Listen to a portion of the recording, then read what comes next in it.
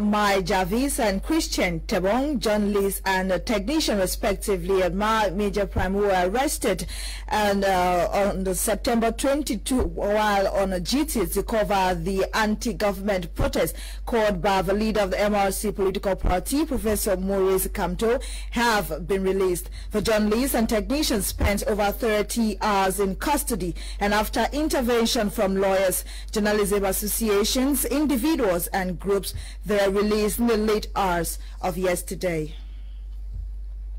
Good evening and welcome to the 6:30 edition of Prime News on my Major Primary, live from the country's economic capital, Douala. My name is Gienda Peldrin Blanche King, and we begin. And there's the Minister of Secondary Education, Minister Dr. Nalova Lyonga, has officially launched the 2020-2021 academic year. This was yesterday at the Government Bilingual Technical High School called Mbisong in Yaoundé. Details in the following report with student journalist on internship, Crise Abuno.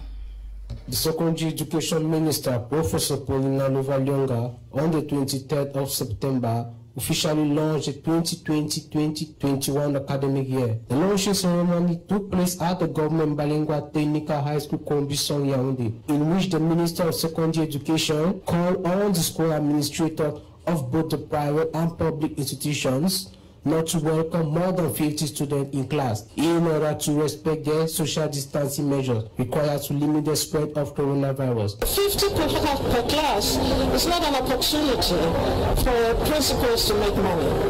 It is an opportunity for principals to obey the social distancing. In addition to that, Professor Nalova Lyonga said the adoption of shifts for schools without enough space will be done so as to make sure the 50 per class measure is respected. She also urged parents to send their children to school come October 5, 2020, as measures will be taken to fight against the coronavirus pandemic. It should be recalled that the 2019-2020 school year was interrupted in the month of March 2019 due to the coronavirus outbreak. At the end of the ceremony, Professor Nalova Lyonga handed anti-COVID-19 kits to the 10 regional delegates of secondary education.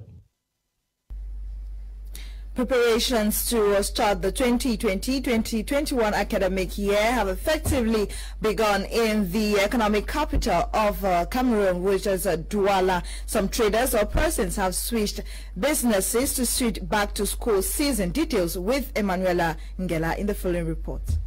Preparations for the academic school year 2020-2021 are gradually gaining its grounds in the economic capital, Douala. At the Bonamoussad market, unlike the perishable goods that were displayed at this point, today we have the display of educational items in prelude to the commence of the school year. Talking to this book and bag seller, who says, unlike the previous years, business is still to gain its grounds due to the socio-economic and political crisis, coupled with the health crisis that has hit the nations over the past months. Pour la rentrée scolaire, on peut dire qu'il n'y a pas encore le marché, mais on attend quand même parce que les maîtres sont théoriques qu'il n'y a pas de place, mais on promet quand même aux maîtres qu'il y a place.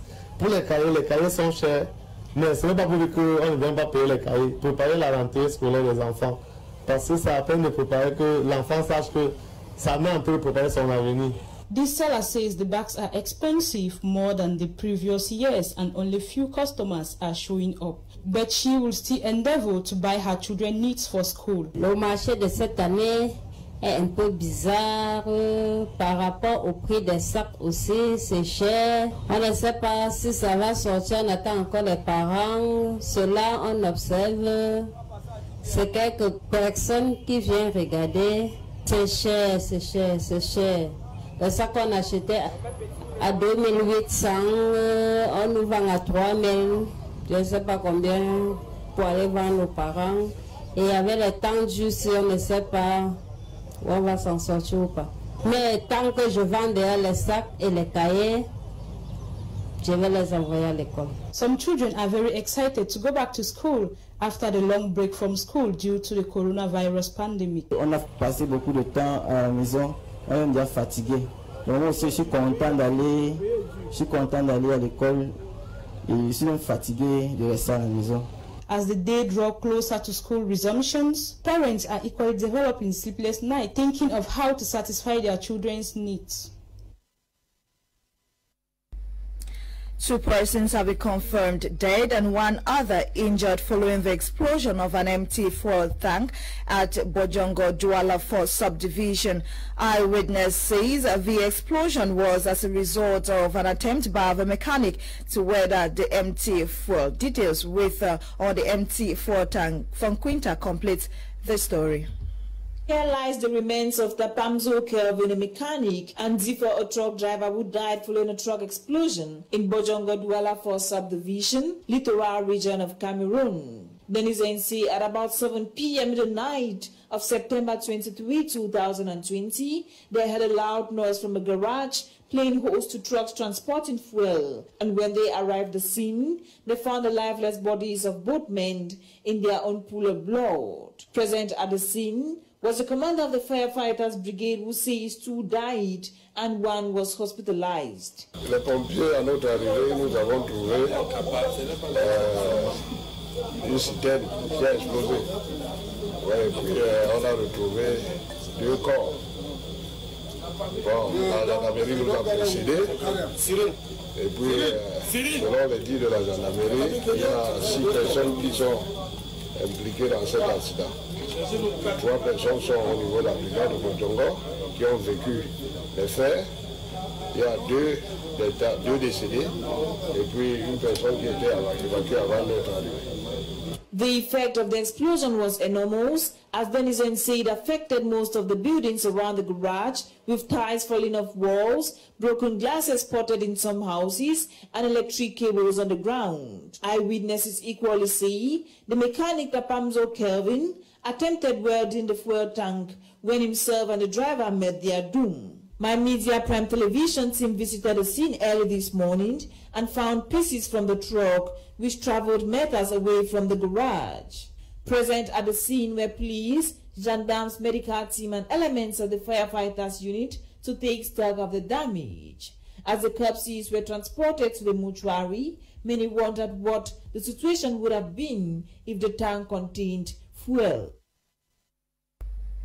To encourage an easy way of saving money, Orange Cameroon Mobile and Communication Network has launched a special feature for its users in the troubled northwest and southwest regions of the country who have been handicapped by the 4-year-long socio-political crisis hitting the 2 English-speaking regions. Details in the following combined reports compiled by Faith Tata and Dolingonde.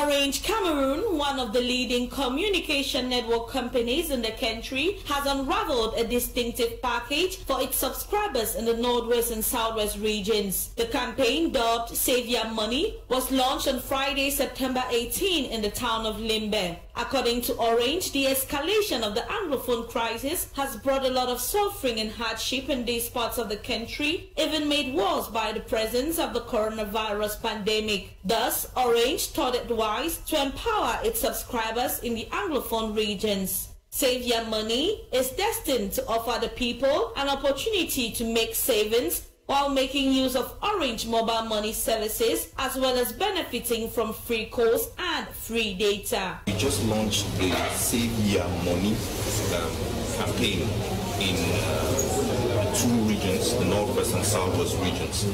We're coming out the very difficult last 6 months where we have been crippled by the global health crisis, the coronavirus pandemic, and decided that since we're progressively getting into the new normal, we need to take the commitment that we made to our customers to continue being there for them. Coordinating the launching, Orange Cameroon's brand event and sponsorship manager, Edwin Meselem, said Orange Cameroon cares about its people and one of its key tenets is to be close to them always.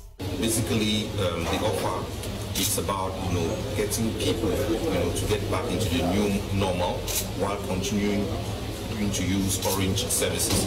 The objective of the campaign is that people should not spend money on calls, on SMS, on data, but to focus on the most essential things in life, that is getting to survive and getting the best out of life in the pandemic. So the offer is basically for 5 days.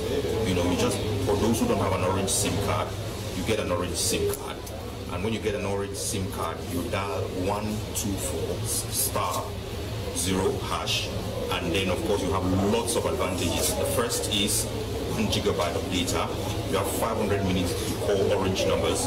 You have 25 francs per minute if you are calling other networks. So these are the very many advantages. For those who are on Orange Money, for example, you have free transfers. For example, if you are doing transactions on Orange Money, your transfers are free on Orange Money. And if you do transfer 1,000 francs, you get all the advantages of the free one. So that is the revolutionary offer that Orange is launching today. He recalled that Orange Cameroon made a donation of 180 million francs CFA to assist the government in fighting against the COVID-19, another proof of its socially responsible status. He further disclosed that Orange Money transfer during this period has been free of charge, another Orange gesture to be applauded. I used to think that the person in the market on the phone, they will see transactions, they will see e-commerce, will see everybody trying to do some business with the partners who are not only in the same municipality, but in different towns in the country. So I think that with this innovation, definitely is going to calm down the situation, financial situation that we're actually going through, especially in the northwest and southwest regions, where after the crisis we were talking about COVID and nothing is moving. And so if with 100 francs you can make us 500 minutes, I definitely think that is something to applaud. The Orange Savior Money launch was graced by the presence of Chief Molungu Otto of Batoke and the Paramount Chief-elect of Limbe, His Royal Highness John Elufa Manga Williams. The event ended on a high note with the Deputy City Mayor, Miss Karin Tanga, thanking Orange for striving to make life easy for the common man. As part of a social responsibility scheme, the telecommunications network provider Orange Cameroon, through her foundation, has once more donated some hygiene and sanitation kits to the Boyo municipality through the council in a bid to stem the spread of the coronavirus pandemic in this part of the country. Since the outbreak of the coronavirus pandemic in Cameroon, Orange Cameroon stands out tall as one of those private enterprises that has relentlessly partnered with the Cameroonian government in ensuring the eradication of the pandemic, and as such, this gesture is not first of its kind. In the very declaration of the pandemic, Orange Cameroon showed solidarity to its foundation, to the Cameroon government at central level by making significant donations to the Ministry of Public Health, totaling over 160 million CFA. While showing their support with the government via donations both in cash and in kind, the foundation is also taking an extra mile in extending her solidarity with the people of the Boyo municipality through the council. The hygiene and sanitation kits handed to the mayor of the Boyo council, David Mafani Namangam, include 25 tap adaptable buckets, 25 cartons of soap, and 2,500 cloth reusable face masks to be distributed with preference to areas with high population density. On his part, the mayor of the Boyo Municipal Council, David Mafani Namanga, says in appreciation that the gifts are quite timely in prelude to school resumption. We're overwhelmed, we're happy, because you know of the devastating effects of COVID-19. Appreciative to Orange Foundation and Orange Cameroon as a whole for coming to our assistance. I've come in at a time which is very important towards the reopening of schools, and we know we are putting order in the taxi sector, so this will assist and help us to assist those who are in permanent contact with the bulk of the population. While demanding for more, like the Oliver twist, the Secretary General of Orange Cameroon, Madame Elizabeth, has in turn reassured the Council of the intentions of partnering with them in the future for the realization of more prospective projects, at the same time revealing their intentions of extending this kind gesture to the other regions of the country. We are also open to partnering with local authorities to problems of common interest to resolve. So that is not definitely not excluded. This is not the first time we've been in Europe, and this is certainly not going to be the last time we are here to carry out an action to benefit the communities of the population of this municipality. It was also an opportunity for the mayor, David Mafani, to further remind the population of the need to continuously upholding the necessary barrier measures put in place by the government of Cameroon and the World Health Organization in a bid to curb the spread of the pandemic across this municipality. Nora Kakebi takes us through news-making events in the African continent. At least 25 persons, including primary school children, have been killed after a lorry transporting petrol exploded in the city of Lokoja in central Nigeria. According to the police in Kogi, the lorry driver lost control on the busy major highway and rammed into oncoming vehicles and exploded near the Kogi State Polytechnic. Lokoja police spokesman Willie Aya said several people were burnt beyond recognition, including some students from Polytechnic. Meanwhile, a prominent rights group has called on the European Union to reconsider its cooperation with Libya over what it terms horrific abuses being committed against refugees and migrants in the North African country. In a report published today, Thursday, 24th September 2020, Amnesty International has criticized the European Union and its member states for supporting the Tripoli-based government on national accord and its Coast Guard in its efforts to intercept both refugees and migrants at sea and take them back to Libya. In its report, Amnesty also provided detailed accounts of cases involving the refugees in Libya, as well as enforced disappearances, torture, rape, arbitrary detention, forced labor and exploitation at the hands of the state and non-state actors in a climate of near total impunity. On the other hand, Ugandans were in shock recently after a section of the iconic Makerere University went up in flames, but administrators say the institute, which is one of the oldest and most prestigious in Africa, can be restored and that its digital records are intact. Makerere's Vice-Chancellor Barnabas Nawangwe said they have the blueprint and a lot of photographic information. Even though some archives, including dissertations, were reportedly destroyed. Some prominent Africans, including Julius Nyerere, Joseph Kabila, Ngugi wa Thiong'o, and a host of others, are alumni of the prestigious Makerere. As investigations continue in a bid to establish the cause of the inferno, police have detained 2 of the university's security guards, saying they were suspected of neglecting their duties. In sports, Limbe-based Southwest Regional League side Option Sports Academy have recorded a 1-1 draw against the current Elite One champions. This was during a friendly match which took place yesterday at the Limbe Community Field, as sportsman Fabrice Kendinga tells us in the following report. Upcoming football powerhouse Option Sports Academy of Limbe held Cameroon League One champions PWD Social Football Club of Bamenda to a 1-1 draw in an entertaining clash staged at the Limbe Community Field on Wednesday, September 23, 2020. In a warm Wednesday afternoon in the town of Friendship, it was the Abakwa boys who could not withstand the pressure mounted on them by the regional league side in the first 40 minutes of the cracker. Options talisman Peter Paul opened the scoring before midfield maestro Vincent Paul Ngonji brought the game to a parity 5 minutes before the break, following a goalkeeping howler and lack of communication between the defenders of Option Sports Academy. At halftime, it was 1 goal on either side. During the second half, both teams had fair chances but failed to break through. The home side had 4 glaring opportunities to double their lead, but PWD's new goalkeeper Hashu Kerido made a series of world-class saves to save the CAF Champions League participants. A series of changes during the second half did not produce any result as the game ended 1-1. To Option Sports Academy, whose players have not trained since March this year, pulling a draw game with the champions of Cameroon is an achievement. Option Sports Academy, who used the game to officially launch their pre-season friendlies, will challenge Panther Sportif of Dende, another Elite One side, this Saturday at the community field in Limbe, and that will be at 3 p.m. while the Abakwa boys are warming up ahead of the new Elite One season. The turnout of fans at the community field in Limbe for this friendly match was a big indicator of how hungry the fans are to return to the stadiums and watch their football.